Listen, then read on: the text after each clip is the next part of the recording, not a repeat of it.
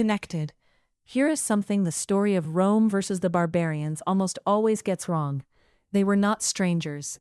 For centuries, the Rhine and Danube frontiers were not walls between two worlds.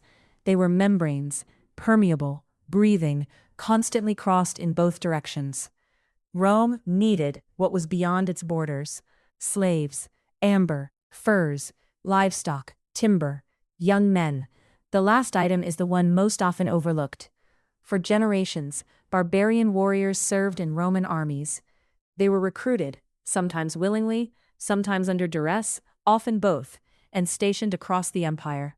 Some rose to remarkable rank. By the late 4th century, many of Rome's best military commanders were not Roman by birth. They were Gothic, Frankish, Vandal. Rome looked at these men and saw soldiers. It rarely stopped to consider what those men saw when they looked back at Rome. Roman goods flowed outward in enormous quantities.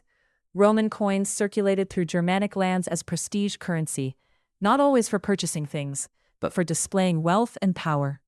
A chieftain with a Roman silver vessel on his table was signaling something to his followers. I have access. I have connection. I matter in the wider world. Rome also practiced diplomacy and manipulation. Tribal leaders were cultivated, bribed, and occasionally made Roman citizens. The empire played factions against each other, funded one chief to fight another, used barbarian peoples as buffers against other barbarian peoples. It worked until it didn't. The fundamental problem was this: Rome was creating warriors who were both inside and outside the empire simultaneously. Men who knew Roman tactics, Roman geography, Roman weaknesses. Men who had seen Rome from the inside and formed their own conclusions. By the late 4th century, the Roman army was in large parts composed of the very people Rome called barbarians. The wall between civilization and savagery was not a wall at all.